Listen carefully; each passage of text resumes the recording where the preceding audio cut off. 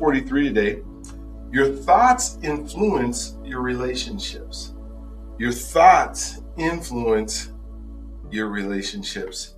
The verse today is be completely humble and gentle. Be completely humble and gentle. Ephesians 4:2 says, be completely humble and gentle. Be patient, bearing with one another in love.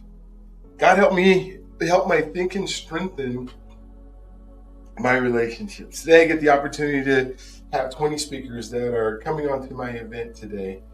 And I'm thinking about the relationship that I have with each one of them. And, what eventually will be something that allows me to help them be able to move forward. Whether it's unmanaged thoughts eventually influence how we treat people. And when I wake up today and I say I make meaningful connections every single day, the promise that I make to myself on a daily basis is that no matter what happens, no matter what goes on, I will try and do my best to completely be present in the moment and give those folks, I don't know what you want to say, concierge service, 5-star service, customer service, because the God that's in with me doesn't know what's going on in their lives, right? God does, but I don't. But if I can treat people right today, if I can make sure that I'm giving my best in order to serve them in a way that pleases God, then I've done everything that I possibly can do. Will everything go right today? Absolutely not. Will some technology fail? I'm counting on it. But I'm still going to count it all joy in every situation. Right? And whatever it is, the situation or this season, I get to count it all joy. So example, a stressed and overwhelmed person becomes more impatient in conversations without realizing it. Sometimes I think about the things that maybe my wife says to me or my kids say to me or, somebody that I have a close relationship to. And maybe it doesn't just sit real well with me and I bark out or I don't respond in a way that would reflect who I'm trying to become. And so I want to be quick to apologize, quick to say I'm sorry, quick to say, how can I make it better? I truly do that when I get online with customer service.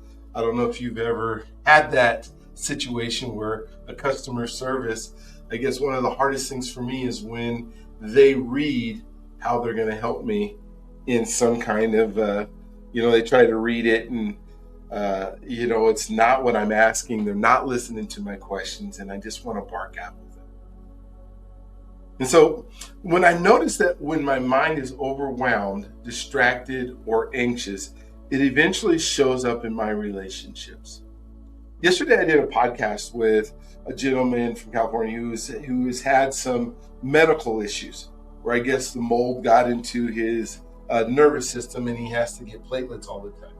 And one of the things that he kept saying is, I'm an anxious person.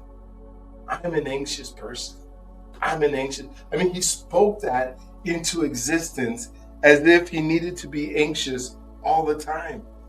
And I wanted to tell him, and I did tell him a little bit, but you don't have to be anxious because you can't control the future. And what usually anxiousness is not knowing what's going to happen. Why do we need to know everything is going to happen? We control our day. We make intentions for our day. We affirm our day. And then what comes. We try to do everything we can to plan, but God's plan might not be our plan for that day. And so we just got to be ready, right? What happens is when I'm anxious, it eventually shows up in my relationships. My tone changes, my patience shortens, my listening weakens. There are moments I thought I had a people problem, when really what I had was mental exhaustion problem. God showed me that healthy relationships often begin with healthy internal rhythms. The things that we're doing now, that we're on day 143 of doing a routine every single day. Somebody told me, I think it was yesterday. I guess you guys hear it because you hear everybody, almost all my conversations, because I talk to so many people every day. And yesterday, they were telling me, you have to do this 7 days a week. And I get to do it 7 days a week. You don't take a break right now? I said, this year, we're not taking a break. We're going 365 days.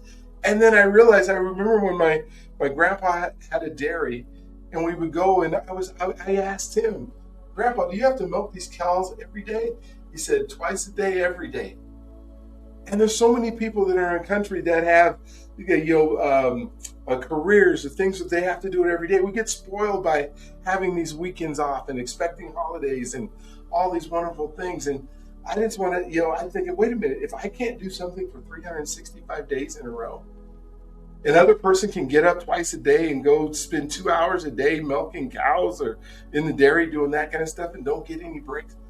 Who am I to say that I can't? So when I think about God showed me that healthy relations often begin with healthy internal rhythms. When my mind becomes steadier, my relationships usually become healthier too. Yes, I get to get up every morning and I get to do this and I get to meet with people and have meaningful connections and have conversations that I get to be fully engaged in every single day. And there'll be a time for rest, and there'll be a time when, God has that in our plan as well. But for right now, I'm trucking forward, I'm moving forward, because what I really need to know is that I need to change how I am and become that person. What happens in our mind with emotional stress reduces brain capacity for empathy, for patience, and thoughtful communication. Mental overload can increase emotional reactivity. Mental overload can increase emotional activity, making relational conflict more likely, even in small interactions. And so we just got to make sure that we're setting our mind right, that we're not anxious, that we're not stressed. How do we get stressed? We get stressed sometimes by just trying to figure out how to control a world that's uncontrollable. And so today, a healthier mind strengthens healthier relationships. And how has your mental state been affecting your relationships lately? I know if you've been doing this with me, it's hard to get mad every single day. I don't know how you could go 143 days and be upset every day of the things that are going on in your life, because there's so much to be grateful for. There's so much that we get to do in order to become who we're trying to become. So today, pause fully and listen carefully during a conversation. I say that every time, and I'm just trying to figure out different ways to say, be present in the moment. Father, help my inner peace strengthen my relationships. May your mind become steadier and your relationships become stronger. Does stress and overwhelm affect relationships? And of course, the answer to our question, the first question every single day, is absolutely yes. And if the answer is no, then we need to have a conversation and talk and figure out why.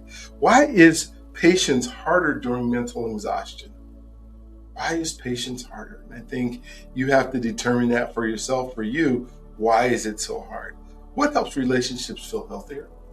What a great question to end today with is, what helps relationships feel healthier? Because then if you kind of know that, then you'll know what to do in your own life and in your own mind. So I'm going to put these in the chat.